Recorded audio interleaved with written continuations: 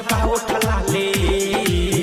जाके तू बसल बार पहरे जवानी राजा पलंगे पहरे आगी के जही से लहरे जवानी राजा पलंगे पहरे कहे बिंदिया वाली घरे आजा हाली तोहरा से रुसल हरे बाबू ठलाले जाके तू बसल बार पहरे जवानी राजा पलंगे